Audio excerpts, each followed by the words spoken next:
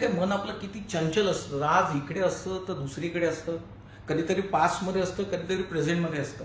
या मनाची व्यथा काय, या मनामध्ये किती असंख्य विचार आहेत, या सर्वांची जाणीव आपल्याला झाली पाहिजे आणि याची काळजी आपण घेतली पाहिजे. यासाठी आजचं पॉडकास्ट आहे. पाहण्याचं विसरू नका. पूर्ण पॉडकास्ट पहा आणि तुमच्या प्रतिक्रिया कळवा. चला तर आपण सुरू करूया. नमस्कार मित्रांनो, संवाद आरोग्याच्या सत्रामध्ये आपल्या सर्वांचं पुन्हा एकदा स्वागत. आज आपण थोडासा वेगळा विषय घेऊन इथं आलेलो आहोत. आपल्या मनाची अवस्था काय असते ती जाणून घेण्याचा आज एक प्रयत्न आपण करणार आहोत आणि त्यासाठीच आपल्याबरोबर आहेत डॉक्टर प्रतीक सुरंदशे, जे सायकॅट्रिस्ट आहेत आणि बोरिवली वेस्टमध्ये त्यांची प्रॅक्टिस आहे. त्यांच्याबरोबर आहेत डॉक्टर मानसी जैन. नमस्कार मॅडम. या सुद्धा सायकॅट्रिस्ट आहेत. हे दोन कॉम्बिनेशन सायकॅट्रिस्ट इथे आहेत आणि त्यांनी एक स्वतःचं मनारोग्य म्हणून एक क्लिनिक इथं काढलेलं आहे आणि ते क्लिनिक इथे ते बऱ्याच वर्षापासून ते इथे चालवत आहेत. सर, तुम्हा दोघांचं पुन्हा एकदा स्वागत या एपिसोडमध्ये. थँक्यू. हां, मला फक्त एवढंच विचारायचं की आपल्याकडे बऱ्याच ब्रांचेस होत्या की पॅथॉलॉजी आहे, रेडिओलॉजी आहे, ENT आहे, हॉस्पिटल आहे, मेडिसिन आहे आणि बऱ्याच ब्रांचेस आहेत PGला. तर त्याच्यामध्ये हीच ब्रांच तुम्ही का निवडली? का तुम्हाला माहिती होतं ही ब्रांच जरा एकदमच चांगली चालणार म्हणून अशी? बरोबर. आपल्या ह्युमन बॉडीमध्ये ब्रेन हा मास्टर कंट्रोलर आहे. कोणत्याही ऑर्गनला जर चालवायचं आहे तर त्याचं कंट्रोल सगळं ब्रेनमध्ये आहे. आणि आपण जसे विचार करतो ते का करतो तसा विचार, आपल्या मनाचा जो विकास आहे तो कसा होतो, वेगवेगळ्या सिच्युएशनमध्ये लोकांचे विचार कसे असतात आणि फार वेळेला आपलं मन हे आपलं सगळ्यात मोठं शत्रूही असतं. पण कधी कधी जर त्याला आपण ट्रेन केलं तर ते आपलं सगळ्यात असं स्ट्रॉंग मित्रही असू शकतो. सो या मनाला ओळखण्यासाठी आणि ऑफकोर्स इंडियामध्ये मेंटल हेल्थचं प्रोफेशनल्स जे आहेत, पॉप्युलेशनच्या कम्पॅरिझनमध्ये जे सायकॅट्रिस्ट आहेत किंवा दुसऱ्या मेंटल हेल्थ प्रोफेशनल्स आहेत त्याचा रेशिओ खूप कमी आहे. सो पॉप्युलेशन आपलं जास्त आहे आणि सायकॅट्रिस्ट किंवा सायकोलॉजिस्ट कमी आहे. सो त्याच्यामुळे मला हेही माहिती होतं की काम खूप चांगलं होणार आहे कारण लोकच कमी आहेत. सो एक तो प्रयास होता आणि कुठे ना कुठे स्वतःला ओळखून घ्यायचं, स्वतःच्या मनाला पण जाणून घ्यायचं, हे सुद्धा एक त्याच्यात स्वार्थ होता माझा सायकॅट्री निवडण्यामागे. Very good sir. पण बरेचसे सायकॅट्रिस्ट बघितले तर त्या लोकांना स्वतःच्या मनाला ओळखता येतच नाही, ते दुसऱ्यांचीच दुखणी बघत बसतात, असं सुद्धा एक चित्र असतं. आणि टू ग्रेट की तुम्ही या कार्यासाठी, या हेतूसाठी हे क्षेत्र निवडलंय. सर, मी आमच्या शेजारी एक आर्यन म्हणून मुलगा राहतो. तो दररोज आमच्याकडे येतो, खातो पितो, नाचतो, बागडतो आणि जातो. आणि 3-4 दिवस तो गेले आलाच नव्हता. तर आय थॉट की मी वाईफला म्हटलं की अरे मी तर बघून तरी येतो. म्हणून मी तिथं गेलो तर तो एखादा कोपऱ्यात बसला होता मॅडम. आणि त्याच्यानंतर तो काहीतरी एक थोडंसं कम्प्युटरवर मोठं हात चालवत होता, कॅल्क्युलेटर त्याच्याबरोबर होता, पण खूप चलबिचल होता. म्हणजे ही वॉज रेस्टलेस क्वाईट. आणि मी त्याला म्हटलं की अरे बाबा आर्यन काय झालं, तर तो काही बोललाच नाही. मग मी दुसऱ्या शेवटी त्याच्या खांद्यावर हात घेतला, किंवा जवळ घेतला आणि म्हटलं अरे आर्यन काय बाबा, काय प्रॉब्लेम काय?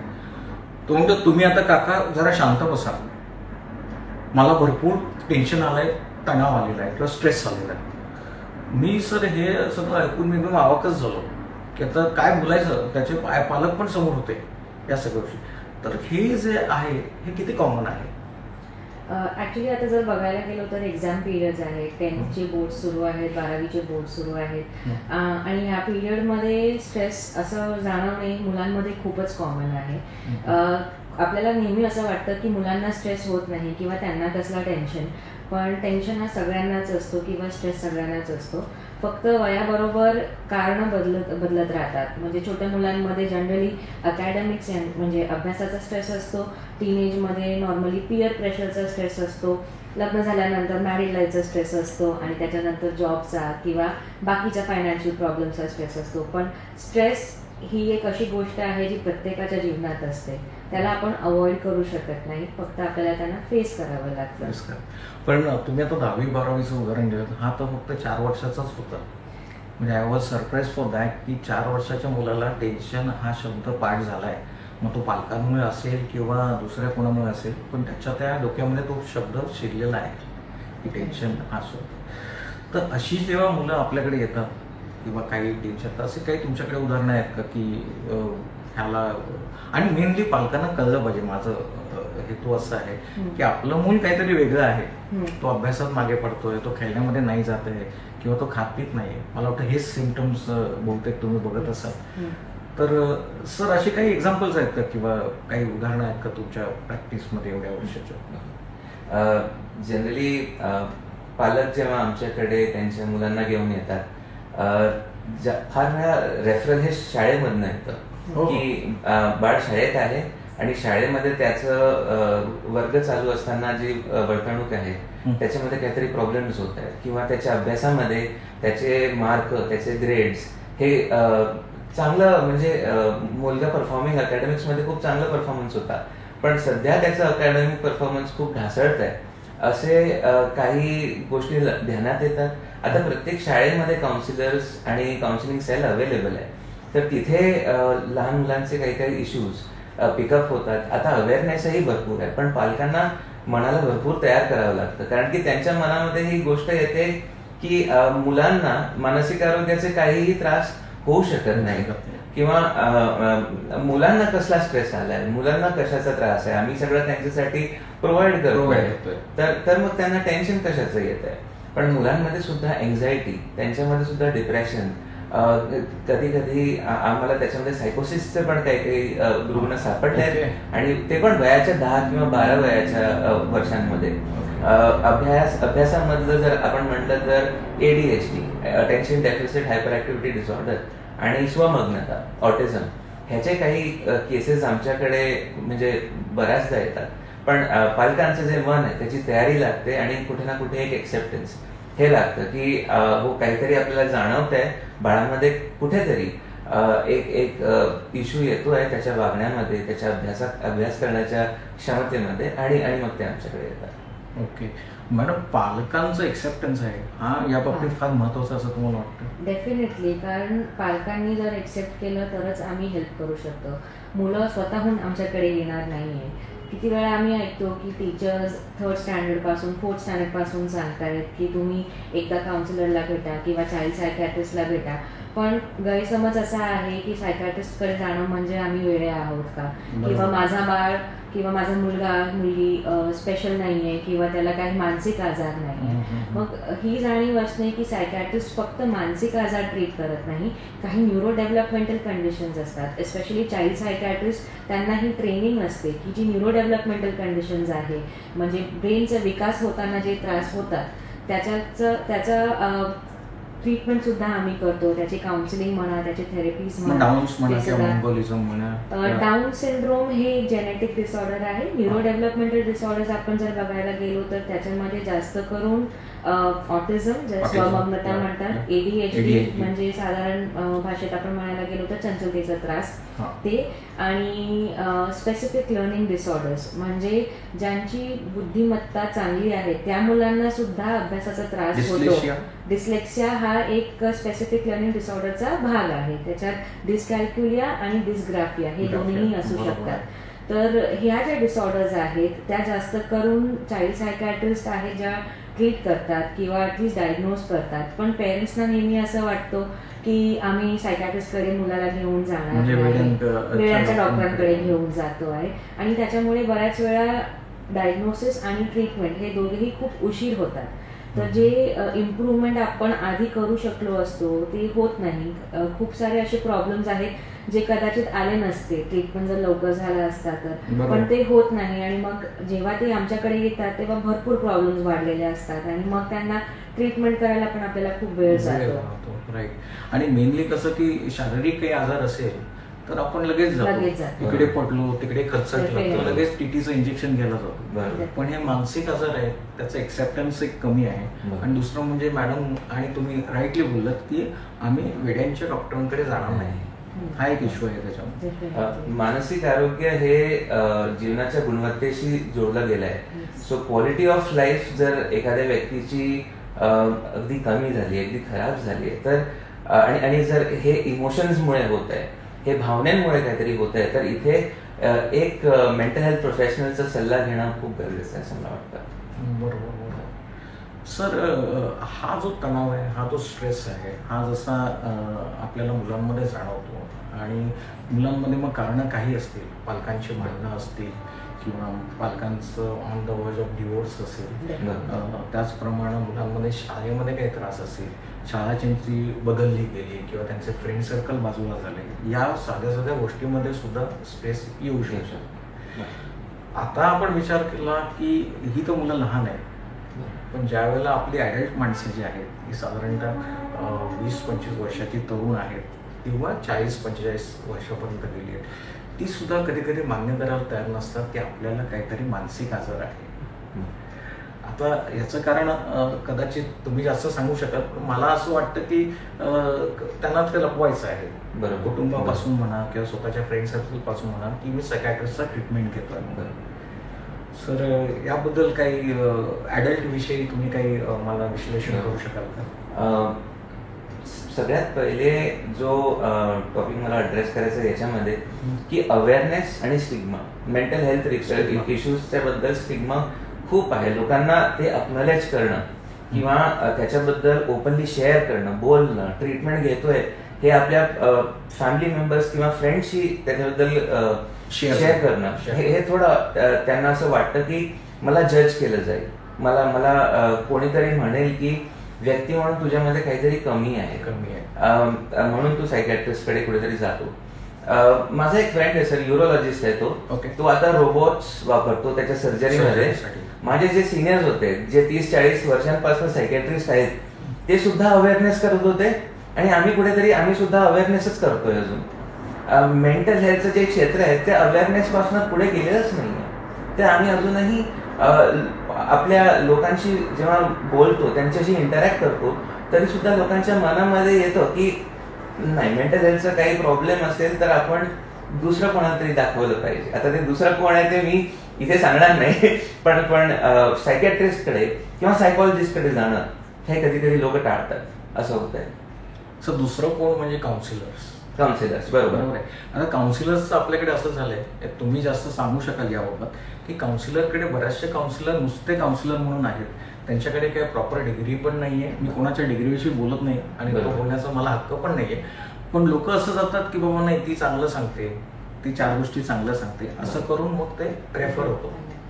तर काउन्सिलर्सचं कसं असतं ना की काउन्सिलर्स सुद्धा मेंटल हेल्थ प्रोफेशनल्स आहेत. आम्ही जेव्हा म्हणतोय की लोक स्वतःच्या मानसिक आजारासाठी दुसऱ्यांकडे जातात, म्हणजे ते प्रिफर की आम्ही फ्रेंड्सशी बोलूया किंवा फॅमिली मेंबर्सशी बोलणार किंवा जे धर्मगुरू असतील ज्यांच्याकडे त्यांची आस्था आहे तिथे बोलेल. त्याच्यात काही चुकीचं नाहीये, पण तिकडनं तुम्हाला नेहमी सोल्युशन मिळेल तसं नाहीये. जेव्हा माहिती पडतंय की प्रॉब्लेम एका लेवलच्या पुढे गेला आहे, तेव्हा मेंटल हेल्थ प्रोफेशनलशी बोलणं खूप गरजेचं आहे. आणि काउन्सिलर्स म्हणजे फक्त तुमचं ऐकून घेणार किंवा तुम्हाला चांगल्या 2 गोष्टी सांगणार तसं नाही. काउन्सिलिंग मध्ये आपल्याला मेन तर तुम्ही जसं डिग्री म्हणालात तर त्यांच्याकडे MA इन सायकोलॉजी किंवा PhD इन सायकोलॉजी तसं असायला पाहिजे. त्याच्यात सुद्धा काउन्सिलर्स 2 प्रकारचे असतात, एक क्लिनिकल सायकोलॉजिस्ट आणि एक काउन्सिलिंग सायकोलॉजिस्ट. जे क्लिनिकल सायकोलॉजिस्ट आहेत ते जास्त करून टेस्टिंग करतात, जे आम्हाला IQ टेस्ट म्हणा किंवा पर्सनॅलिटी टेस्ट म्हणा, त्या टेस्टिंग करतात. आणि ज्या काउन्सिलिंग सायकोलॉजिस्ट असतात त्या ट्रेंड असतात काउन्सिलिंग करण्यासाठी जास्त करून. आता त्याच्यात सुद्धा वेगवेगळ्या प्रकारच्या थेरपी असतात, म्हणजे cognitive behaviour therapy, REBT, trauma focus therapy, EMDR. तर तुमचा त्रास काय आहे आणि त्याला स्पेसिफिक कुठली थेरपी हेल्प करू शकते हे तुम्ही बघून जायला पाहिजे. मुंबईमध्ये आम्ही खूप वेळा ऐकलंय की 2-2 महिन्याचे काउन्सिलिंग कोर्सेस सुद्धा आहे, जे करून तुम्ही स्वतःला काउन्सिलर म्हणू शकता. पण ते तुम्ही निवडताना, जेव्हा तुम्ही डॉक्टरांकडे जाताना त्याच्या आधी बघतात की त्यांची काय डिग्री आहे, ते कुठून शिकलेले आहेत. तसंही काउन्सिलर्सकडे जाताना तुम्ही बघून घ्या की त्यांची क्वालिफिकेशन काय आहे आणि ते कुठल्या प्रकारच्या थेरपी तुम्हाला ऑफर करू शकतात. बरोबर. म्हणजे सर्वप्रथम समजा काही प्रॉब्लेम झाले आणि तर they should approach clinical counsellor and they can guide them to for test or something like that. जसं आपलं एक नॅशनल मेडिकल काउन्सिल हे बोर्ड आहे, तसं सायकोलॉजिस्ट साठी सुद्धा rehabilitation council of India RCI आणि त्यांचं अक्रेडिटेशन लागतं. जसं मॅडमने म्हटलं की MA किंवा PhD हे त्यांचे प्रॉपर डिग्रीज आहेत आणि मला वाटते प्रेक्षकांना हे खूप फायद्याचं ठरेल की त्यांचे काउन्सिलिंग बद्दलचे जे मत आहेत किंवा ज्यांना आपल्याला अप्रोच करायचे आहेत त्यांचे ऍटलिस्ट आपण डिग्रीज वगैरे बघून आपण हेल्प करू शकतो. आणि फर्स्ट म्हणजे तुम्ही पहिल्यांदा तिघांमधल्या कुणाहीकडे जाऊ शकतात. कदाचित तुम्हाला तेवढी माहिती नसेल की कुणाकडे जायचं, पण जर तुम्ही एखाद्या चांगल्या डिग्री चांगल्या क्वालिफाईड सायकोलॉजिस्टला किंवा डॉक्टरला निवडला तर ते तुम्हाला डायरेक्ट गायडन्स प्रॉपरली देऊ शकतील. जर तुम्ही क्लिनिकल सायकोलॉजिस्टकडे गेलात पण त्यांना वाटलं की सध्या त्या डिरेक्टली टेस्टिंग करू शकत नाही, तुम्हाला एखाद्या सायकॅट्रिस्टची किंवा काउन्सिलिंग सायकोलॉजिस्टची गरज आहे, तर त्यांनी तुम्हाला तसं डिरेक्शन दिलं पाहिजे. ते महत्वाचं आहे. Right right right right. मग तुम्ही इथे जेव्हा गरज वाटते कधी तुम्हाला की काउन्सिलरकडे पाठवायची तेव्हा तुम्ही अशाच काउन्सिलरकडे पाठवता पेशंटना का काय करता? आम्ही दोघेही ट्रेंड आहोत एका प्रकारच्या थेरपीमध्ये, दोन प्रकारच्या थेरपीमध्ये. इनफॅक्ट माझं प्ले थेरपी आणि REBT या दोघांमधलं ट्रेनिंग आहे. Rational emotive behaviour therapy. म्हणजे आपले इमोशन्स आणि आपल्या बिहेवियरमध्ये रॅशनॅलिटी कशी आणायची, किंवा मला माहिती आहे की माझं हे इमोशन बरोबर नाही आहे तरी मी त्याला का घेऊन बसते, तर ते चेंजेस आणणं ह्या थेरपीचं मेन कोर असतं. तर ह्या दोघांची जर केसेस असतील, जर मला वाटलं कुठल्याही पेशंटला या दोन्ही थेरपीमुळे हेल्प होणार किंवा जास्त बेनिफिट होणार, तर मी स्वतः माझ्या पेशंटची काउन्सिलिंग करते. तसं सरही त्यांच्या पेशंटची स्वतः काउन्सिलिंग करतात. कॉग्निटिव्ह बिहेवियर थेरपी म्हणजे आपलं कॉग्निशन आणि बिहेवियर, परिस्थितीकडे बघण्याचा दृष्टिकोन. बेसिकली याला आपण जेव्हा थोडं बदलतो आणि ते दृष्टिकोन जर नव्याने आपण घेतो तेव्हा आपल्याला परिस्थिती पण वेगळ्या तऱ्हेने दिसायला लागते. बेसिकली CBT कॉग्निटिव्ह बिहेवियर थेरपीचा हा प्रिन्सिपल आहे की आपले थॉट्स आणि आपलं बिहेवियर ह्याला कुठेतरी इव्हॅल्युएट करणं आणि ते करेक्ट करणं. दुसरं जी थेरपी मी करतो ते आय मुवमेंट डिसेन्सिटायझेशन आणि रिप्रोसेसिंग. हे ज्यांना ट्रॉमा कधी झालाय, कोणत्याही प्रकारचा ट्रॉमा, हे त्याच्यासाठी म्हणजे फर्स्ट लाईन काउन्सिलिंगचं एक टेक्निक आहे ज्याच्याने PTSD post trauma stress disorder याचे पेशंट्स बरे होतात. प्रत्येक पेशंटला औषध लागतं अशातला भाग नाही आहे, पण औषधांचंही काम खूप महत्वाचं आहे ट्रीटमेंटमध्ये. एखाद्या गावाला जर सुनामी हिट करते तर गव्हर्नमेंट त्यांना तिथे विटा आणि सामान देणार नाही, सिमेंट देणार नाही घर बनवण्यासाठी, तर त्यांना एअरलिफ्ट करतील आणि कुठेतरी ठेवतील आणि पाणी एकदा गेलं की त्यांना तिथे घर बनवण्याचं पुन्हा सामान देतील. एक्झॅक्टली. आता मेडिसिन्स हे ते एअरलिफ्टिंग आहे की पेशंट्सना त्यांच्या त्या स्थितीमधनं आम्हाला जर रेस्क्यू करायचं आहे तर मेडिसिन कुठे ना कुठे हेल्प करतात. पण काउन्सिलिंग हे त्यांना आयुष्याकडे बघण्याचा दृष्टिकोन बदलण्यासाठी केलेलं आमचं जे कार्य आहे ते याच्या फील्डमध्ये असं असतं. सर, आणि काय आहे माहिती आहे की बरेचसे लोक ही सायकॅट्रिक मेडिसिन आपण जेव्हा प्रिस्क्राईब करतो ना तर पहिला प्रश्न असतो किती दिवस चालू ठेवावे लागतील. बरोबर. म्हणजे ते म्हणतील की मग तुम्ही म्हणणार की it depends upon your severity of the disease, तुमचं किती तीव्रता आहे डिसीजच्या बाबतीत, त्याप्रमाणे तुम्हाला होईल. पण ते लगेच रेडी होत नाही. ते म्हणतात की फक्त काउन्सिलिंगने बरं होईल का, हा एक प्रकार आहे. आणि दुसरं म्हणजे मला खूप बरं वाटलं की तुम्ही एकाच ठिकाणी कन्सल्टेशन पण करताय आणि काउन्सिलिंग पण करताय मॅक्झिमम, कारण हे जे कॉम्बिनेशन आहे ना ते फार कमी ठिकाणी मिळतं. आणि तुम्ही दोघेही असल्यामुळे फिमेल्सचे काही प्रॉब्लेम आहेत तर मॅडम बोलतील किंवा मेल्सचे काही प्रॉब्लेम आहेत तर तुम्ही डिटेलमध्ये बोलू शकाल. आणि काउन्सिलिंग हा एक पार्ट तुम्ही असा केलाय की जेणेकरून तुम्हाला ती औषधं हळूहळू कमी करता येतील आणि काउन्सिलिंगचा प्रकार वाढवता येईल जेणेकरून ती औषधं लवकर निघू शकणार. कुठलाही आजार असेल तर आपण म्हणतो की फक्त औषध घेऊन चालणार नाही किंवा तुम्हाला लाईफस्टाईल चेंजेस करावे लागतील. कुठलेही क्रोनिक आजार म्हणजे लांब चालणारे आजार असेल, डायबिटीज म्हणा, ब्लड प्रेशर म्हणा, हार्ट प्रॉब्लेम्स म्हणा, डॉक्टर नेहमी सल्ला देतात की लाईफस्टाईल चेंजेस करा, तर एक्सरसाइज करा. तर काउन्सिलिंग हा एका प्रकारची माइंडची एक्सरसाइज आहे. तुम्ही इतके वर्ष ज्या प्रकाराने विचार करतायत, ज्या पद्धतीने वागतायत, त्याच्यामध्ये बदल आणलं तर तुमची मनस्थिती चांगली होते. तर ही जाणीव म्हणजे खूप जास्त इम्पॉर्टंट आहे जी लोकांमध्ये होत नाही. जसं की सरांनी सांगितलं, अक्यूट केसेस जेव्हा असतात, म्हणजे जर तुम्ही 400चा डायबिटीस घेऊन डॉक्टरांकडे गेलात तर ते म्हणणार नाही की हो तुम्ही डाएट कंट्रोल करा, ते तुम्हाला तेव्हा मेडिसिन देणार, तुम्हाला इन्सुलिन देणारच.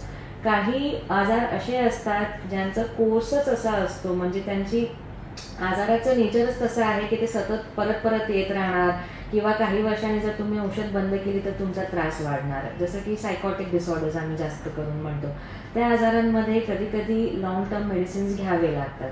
पण त्याच्यात सुद्धा आम्ही काउन्सिलिंग करतो, कारण काही गोष्टी आहेत ज्या आपले विचार आणि आपल्या वागणुकीत बदल आणल्यामुळेच बरे होणार. तसं त्या गोष्टींसाठी आम्ही नेहमी काउन्सिलिंग ऑफर करतो. म्हणजे पेशंटला केवढा मोल्ड करायचा आणि कसा मोल्ड करायचा याचं जे टेक्निक आहे ते प्रॉपरली दिलं गेलं तर मग त्या मनाने तो पेशंट लवकरात लवकर बरा होतो. सर तुम्ही ट्रोमामध्ये बोललात की काही ट्रोमा झाला, तर ट्रोमा म्हणजे आपला लॉस ऑफ कोण जवळचा रिलेटिव्ह हा एक असू शकतो, किंवा कोणाचा ऍक्सिडेंट झाला किंवा नोकरीमध्ये त्याला अचानक काढलं. तर ट्रॉमा म्हणजे एखाद्या व्यक्तीला स्ट्रेस हँडल करावं लागतं in a very short period of time, आणि ते स्ट्रेस त्या व्यक्तीला पेलवत नाही, किंवा त्याच्याकडे जे काही मेंटल कोपिंग मेकॅनिझम आहेत त्याला ते ओव्हरवेल्म करतात. म्हणजे त्या व्यक्तीला त्याच्यामुळे अगदी गहिवरून येतं ते हँडल करताना. सेक्शुअल अब्यूज, रेप, आपण एखादं जसं आधी हे वॉर वेटरन्ससाठी व्हायचं, जी आर्मी ऑफिसर्स वॉरमध्ये ह्युमन कॅज्युअलिटीज पाहायचे त्यांना, किंवा फायर ब्रिगेडचे आपले जे ऑफिसर्स आहेत त्यांच्यामध्ये आम्हाला कधी कधी थेरपीज, जसं मी म्हटलं EMDR थेरपीज, की जिथे त्यांनी जीवाचा धोका होताना बघितलाय, किंवा त्यांच्या जीवाला याच्या आधी कधी धोका त्यांनी अशा परिस्थितीमध्ये त्यांनी कधी कामं केली आहेत, तर ही थेरपी त्यांच्यासाठी. याला ट्रॉमा आपण असं म्हणू शकतो. ट्रॉमामध्ये येतात. जसं तुम्ही म्हणालात की death of a loved one, खूप वेळा आम्ही बघतो की एखाद्या पेशंटचं ऍक्सिडेंट झालंय आणि 2-3 लोक होते गाडीमध्ये, ते सगळे वाढले आणि पेशंट आता जे आमच्याकडे येत आहेत काउन्सिलिंगसाठी किंवा ट्रीटमेंटसाठी ते जिवंत आहेत, तर त्यांना याचा खूप धक्का बसतो की मी कसा काय जिवंत आहे आणि माझ्याबरोबर जे होते ते सगळे गेले. तर तशा गोष्टी, किंवा डेथला खूप क्लोजली बघणे किंवा डेथचा एक्सपिरियन्स येऊन त्याच्यातनं बाहेर येणे, ह्या गोष्टी कॉमनली ट्रॉमामध्ये येतात. म्हणजे अचानक झालेलं काही गोष्ट, बरोबर, त्याला आपण ट्रॉमा म्हणू शकतो. आता मला तर वाटतं की मनाचा आजार जो आहे हा शरीरावर म्हणजे तणावर अफेक्ट करणारच. म्हणजे आपण काय काय वेळेला बघतो ऍसिडिटी म्हणा, किंवा बॉडी पेन म्हणा, जॉईंट पेन म्हणा, तर हे सगळं कितपत आणि किती लोकांमध्ये येतं? मधुमेह आणि म्हणजे हार्ट प्रेशरचे जे प्रॉब्लेम्स आहेत ते डास चावल्याने होताच नाही, ते स्ट्रेसमुळे होतात. आणि लॉंग स्टँडिंग स्ट्रेस असेल तेव्हा आपल्या शरीरामध्ये पण बदल होतात. स्ट्रेस आपण एखादी परिस्थितीला आपण सामोरे जातो, आपण त्याला हाताळण्याचा प्रयत्न करतो, पण ते कोपिंग आपली आपण हाताळण्याची जी प्रक्रिया आहे ते केल्यावरती सुद्धा जर तो स्ट्रेस जात नाही, आता जसं आपण कोविड-19 पॅन्डेमिकच्या बद्दल बोलू की तेव्हा सुद्धा परिस्थिती नवीन होती आणि त्याच्यामध्ये अनिश्चितता सुद्धा होती, तर हे हँडल करताना जेव्हा आपल्याला आपण आपलं सर्वस्व दिलंय हँडल करण्यासाठी, या कोपिंग करण्यासाठी या स्ट्रेसची, पण तो स्ट्रेस कमी होत जेव्हा कमी होत नाहीये तेव्हा शरीरामध्ये मनामध्ये काहीतरी बदल होतात. त्यातल्या त्यात कॉर्टिसोल नावाचं एक हॉर्मोन आहे, ते बॉडीमधनं निघतं आणि आपले जे काही स्ट्रेसमुळे बदल होतात शरीरामध्ये आणि मनामध्ये, हे कुठे ना कुठे कॉर्टिसोल नावाचं हे जे हॉर्मोन आहे त्याच्यामुळे होतं. आणि स्ट्रेस हॉर्मोन त्याच्यापैकी एक जे मेन आहे that is cortisol. Cortisol short term मध्ये आपल्याला हेल्प करतो स्ट्रेसला हँडल करण्यासाठी, पण जर कॉन्स्टंट स्ट्रेस असेल आणि कॉर्टिसॉल हा कॉन्स्टंट वाढलेला आहे तर त्याच्यामुळे मग आपलं वेट गेन होणार, डायबिटीज, ब्लड प्रेशर, इम्युनिटी कमी होणे, ह्या सगळ्या गोष्टींमध्ये चेंजेस होऊ लागतात आणि ह्या सगळ्या गोष्टी आपल्याला दिसायला लागतात, ज्यामुळे आम्ही म्हणतो की क्रोनिक स्ट्रेस आहे.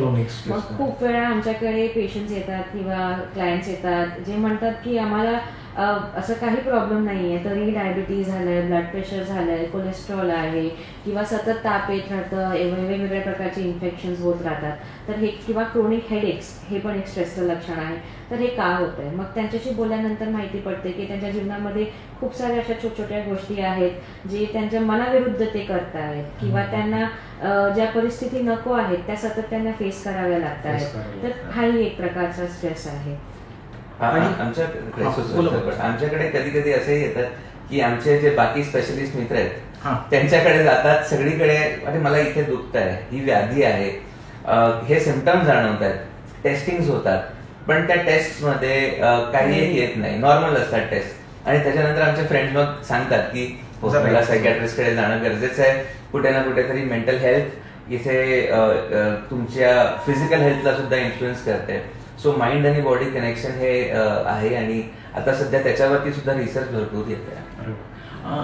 यामध्ये आपल्याला जास्तीत जास्त कंप्लेंट कुठल्या मिळतात शारीरिक मध्ये असं मला विचार आहे. म्हणजे प्रेक्षकांना ते कळलं की शरीराचा आपल्या कुठल्या भागावर हा स्ट्रेस जास्त किंवा जास्त प्रमाणात या पेशंट येतील. तर जर बघायला गेलो तर इंडियामध्ये आणि इंडियन कल्चरमध्ये आम्ही एक टर्म वापरतो ज्याला आम्ही सोमॅटायझेशन डिसऑर्डर म्हणतो. म्हणजे जास्त करून फिजिकल सिम्पटम्स असतात, पण जसं की सर म्हणाले की सगळे टेस्ट झाले आहेत, प्रत्येक स्पेशलिस्टकडे जाऊन तुम्ही आलात तरी टेस्टमध्ये काही भेटत नाहीये. तर त्याला आम्ही असं ऑफिशियल टर्म नाहीये, पण डॉक्टर कम्युनिटीमध्ये आम्ही त्याला इंडियन हाऊसवाईफ डिप्रेशन म्हणतो. जास्त करून इंडियन फिमेल्सना जेव्हा डिप्रेशनची सिम्पटम्स असतात किंवा जेव्हा घरात स्ट्रेस असतं तर ते उदासीनता म्हणून बाहेर पडत नाहीये. ते फिजिकल पेन्स आणि एक्स जे काहीही केल्याने बरं होत नाही. कितीही पेन किलर घेतल्या तुम्ही, कितीही रुमॅटॉइड आर्थरायटिसचं ट्रीटमेंट केलं, जर रुमॅटॉइड आर्थरायटिस नसेल तर, म्हणजे कितीही स्पेशलिस्टचं ट्रीटमेंट घेतलं तरी ते कमी होत नाहीये. तेव्हा जेव्हा आम्ही त्यांची काउन्सिलिंग करतो किंवा बोलतो तेव्हा माहिती पडतं की छोट्या गोष्टी आहेत, जसं की मुलांचा स्ट्रेस आहे, हजबंड बरोबर मॅरिटल हार्मनी नाहीये, किंवा mother in law father in law जे आपलं जे डिफरंट जनरेशन्स आहेत त्यांच्या बरोबर काहीतरी फ्रिक्शन आहे. तर जास्त करून फिमेल्समध्ये आम्हाला हे दिसून येतं. जर एन्झायटी असेल तर चेस्ट पेन किंवा स्टमक पेन, आणि मुलांमध्ये स्टमक पेन खास करून हा एक खूप कॉमन सिम्पटम असतो. गॅस्ट्रायटिस म्हणा, किंवा जर आपण नॉर्मली पण एक्सपिरियन्स करतो की एखादी स्ट्रेसफुल सिच्युएशन आली की कधी कधी पोटामध्ये मोड येते, त्याच्यामुळे प्रेशर वाढतं आपलं. तर तो जो सेन्सेशन आहे जो सतत राहिला तर पेशंट्सना असं वाटतं की मला पोटाचा आजार आहे, मला IBS आहे का, मला दुसरं काही आहे का. पण हे जास्त करून कधी ना कधी एन्झायटी असतं. IBS म्हणजे मला वाटतं इन्फ्लेमेटरी बाउल सिंड्रोम. हा, इरिटेबल बाउल सिंड्रोम. आणि ते म्हणजे बेसिकली इन्फ्लेमेशनमुळे असतं, पण कधी कधी एन्झायटीमुळे पण ते मिसडायग्नोज होतं. म्हणजे एन्झायटीचं सिम्पटम असेल पण मग सतत होत राहतं म्हणून वाटतं की ते इरिटेबल बाउल सिंड्रोम आहे. आपण इथे एन्झायटीचं आपण हे डिस्कस करत असताना वेगवेगळे सिम्पटम्स आहेत एन्झायटीमध्ये.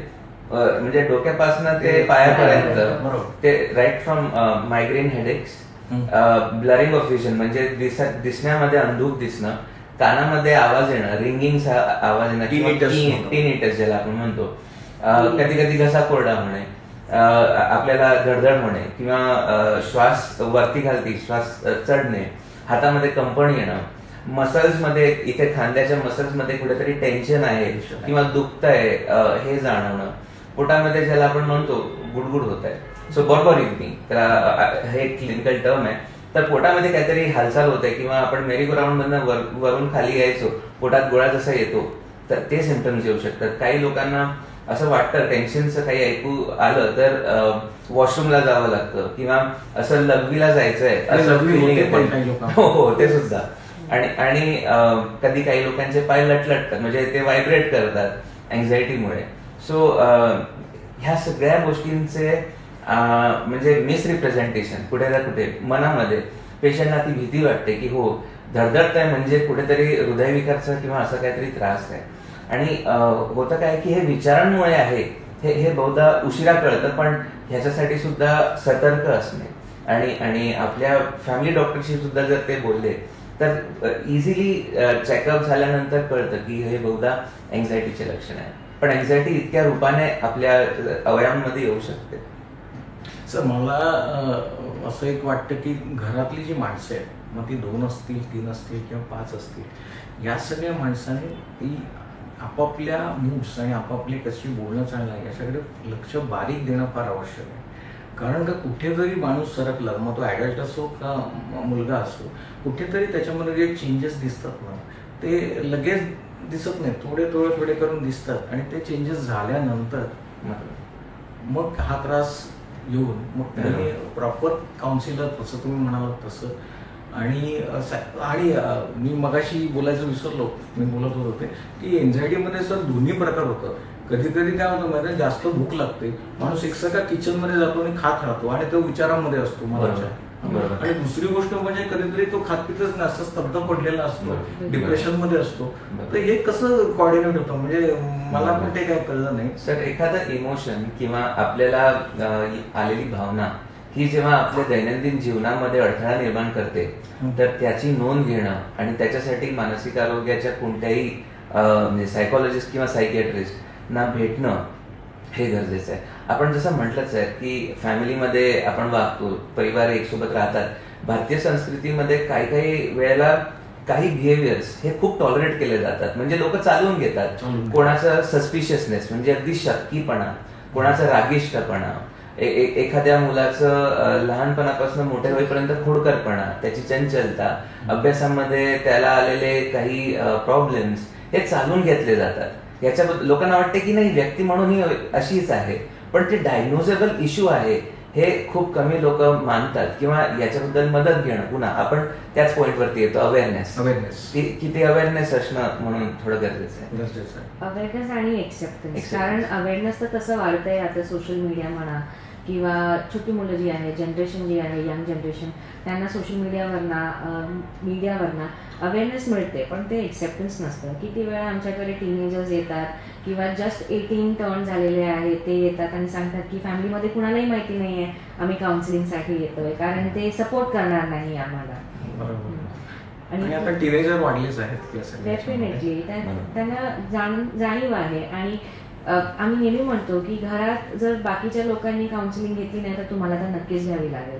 कारण तसं होतं, पेरेंट्सचं डिसहार्मनी म्हणा किंवा पेरेंट्सचा स्वभाव म्हणा, त्याच्यामुळे झालेला ट्रॉमा म्हणा, तर त्याच्यासाठी ते त्यांना जाणीव आहे, ते ओळखतात त्या त्रासला, म्हणून ते येतात. एक्झॅक्टली, वातावरण बदलणार नाहीये तर मी माझी कोपिंग इम्प्रूव्ह करून घेतो त्यापेक्षा. बऱ्याचदा असंही आम्ही बघितलंय की लोक सोशल मीडियावरती व्हिडिओज बघतात की डिप्रेशनची 7 लक्षणे, ADHDचे 10 लक्षणे, आणि त्यांना अरे हे तर माझंच आहे, हे बरोबर आहे. आणि तसेही टीनेजर्स आम्ही बघितले की टीनेजचे जे एज ग्रुप आहे ते आमच्याकडे येतात हे काउन्सिलिंग आणि ह्याच्याबद्दल जाणून घेण्याचं. There is a lot of positivity in that की नवीन जनरेशन जे आहे ते खूप ओपन आहे याच्याबद्दल. जर त्यांना असं वाटतं की कुठेतरी आपल्याला फिलिंग्स मध्ये काही इश्यूज होत आहेत तर आपण बोललं पाहिजे कोणाशी, हे त्यांच्या मनात जरूर येतं. विराट कोहली, दीपिका पडुकोन सारखे जे सेलिब्रिटीज आहेत हे जेव्हा त्यांच्या मेंटल हेल्थ स्ट्रगल्स बद्दल बोलतात तेव्हा ते कुठे ना कुठे एक चांगलं एक्झाम्पल सेट करतायत की एवढा उच्च दर्जाचं आणि इतकं छान काम करणारी व्यक्ती कधी त्यांचे पण मेंटल हेल्थ स्ट्रगल्स होते तर आपल्याला पण असू शकतील, आणि तरी सुद्धा याच्याशी लढता येतं. हा एक तिथे जो मेसेज आहे हे खूप इम्पॉर्टंट आहे. नाही, आता जशी तुम्ही आताची पिढी म्हणालात किंवा आताचे ऍडल्ट म्हणालात की आता गेली 10-12 वर्षापासून जे आपला संस्कृतीचा बदल झाला आहे का कसला तो आपण नंतर बोलू, पण त्याच्यामुळे कदाचित ह्या मेंटल हेल्थचे, जसं तुम्ही म्हणता गुगल करतो कोणतरी किंवा मला हा प्रॉब्लेम आहे, त्याचे मी तर म्हणतो गुगल केल्यानंतर 80% आजारावर स्ट्रेसच घेतो पहिला, आणि त्याच्यानंतर बाकीचे सगळे येतात. पण सर आपण हे सत्र याच्यासाठी ठेवलंय की माझं पहिल्यापासून मोटिवेशन आहे आणि तुमचं पण तेच मोटिवेशन आहे की गावागावात जे लोक आहेत, जे खेडेगावात लोक आहेत, जे विलेजर्स आहेत, या लोकांना, त्यांना धड गुगल माहीत नाही, काही लोकांना कोणाकडे स्मार्टफोन नाही आहे, तर अशा लोकांना आपल्या माध्यमातून काही मदत मिळेल किंवा आपल्या माध्यमातून काहीतरी त्यांना देता येईल, या मी एक उद्देश होता हा, आणि म्हणून मी हे सेशन अरेंज केलं आहे. आणि तुम्ही मनाचं म्हणालात, आणि मनाचं एवढं मोठं जे रूप आहे ते मला वाटतं कित्येक वर्षापूर्वी बहिणाबाईंनी पण व्यक्त केलेलं आहे.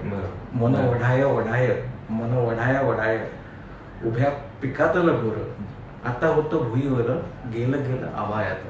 म्हणजे मन एवढं चंचल आहे, फुलपकरासारखं आहे की ते इथे बसतं तिथे बसतं. आणि आपण जो मनाचा विचार करतो ना तो म्हणजे प्रत्येक माणूस प्रेझेंट मध्ये आपण काम करताना, तुम्हाला जास्त माहिती असेल मी आपलं बोलतोय, प्रेझेंट मध्ये आपण काम करत असताना सर प्रेझेंट मध्ये राहतच नाही, आपण पास्ट आणि फ्युचर याच्यामध्येच असतो, आणि दॅट इज कॉझिंग प्रॉब्लेम. आणि आपण जसं बहिणाबाई चौधरीचं त्यांची कविता पण मला खूप आवडते, ही कविता फेवरेट कविता आहे. पण सर याच्यामध्ये आणखीन एक गोष्ट आहे की काउन्सिलिंग हा प्रकार किंवा मेंटल हेल्थ ही जी गोष्ट आहे ती खूप खूप आपल्या संस्कृतीमध्ये खूप जुनी आहे.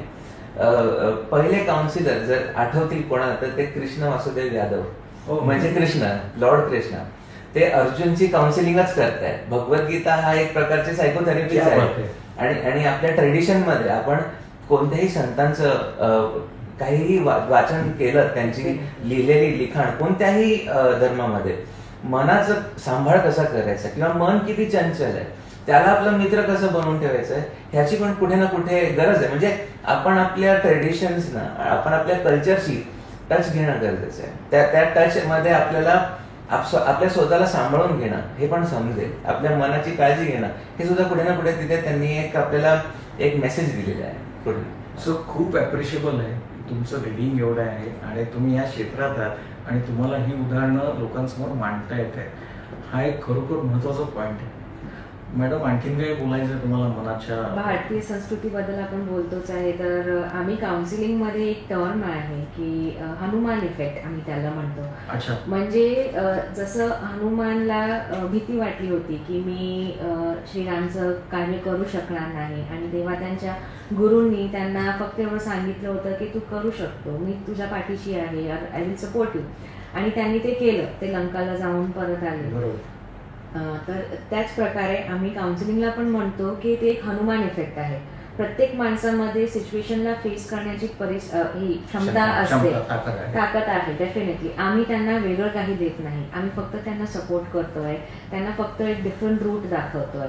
तर जसं सर म्हणाले की आपल्या संस्कृतीमध्ये कुठे ना कुठे मेंटल हेल्थचं प्रेझेन्स खूप आधीपासनं आहे. ते फक्त आपल्याला माहिती नाहीये किंवा आपल्याला एवढी त्याची ओळख नाही, जाणीव. आणि आता लोकांना जाणीव होते, लोकांना स्वतःला वाटतं की कुठेतरी काहीतरी आपलं बिनसलेलं आहे आत्माला आणि ते ती भेट घेत आहे. सर, मॅडम, तुम्ही दोघंही आज माझ्याशी एवढ्या म्हणजे मन मोकळेपणाने बोललात या विषयावर आणि याचा फायदा तर लोकांना होईलच. तर तुमच्या कन्सल्टिंग हाऊसमध्ये वेळ काढून तुम्ही याबद्दल बोललात, त्याबद्दल धन्यवाद. आपण पुढल्या सेशनमध्ये सुद्धा भेटू, त्यावेळेला वेगळे काही डिसीजेस किंवा वेगळे काही पॅटर्न्स आपलं मांडण्याचा प्रयत्न करू. तर मित्रांनो, आज मी इथेच थांबतो आणि मनाची जी व्यथा आहे ती, त्याचं विश्लेषण म्हणा, हे सरांनी आणि मॅडमनी तुमच्यासमोर खूप सुंदरपणे केलेलं आहे. आणि याच्या पुढली जी सत्र आहेत, 2 किंवा 3 सत्र जे आहेत, ही सुद्धा आपण सर आणि मॅडम यांच्या सोबतच घेणार आहोत, जेणेकरून तुम्हाला तुमच्या मनाचा आणि तुम्ही कुठे मागे आहात, तुमच्या मनाला काय वाटतंय आणि तुमच्या मनामुळे तुमच्या शरीराला काय त्रास होतोय याचं सर्व विश्लेषण आपल्याला मी करून देणार आहे. तोपर्यंत निरोप घेतो. जय हिंद, जय महाराष्ट्र.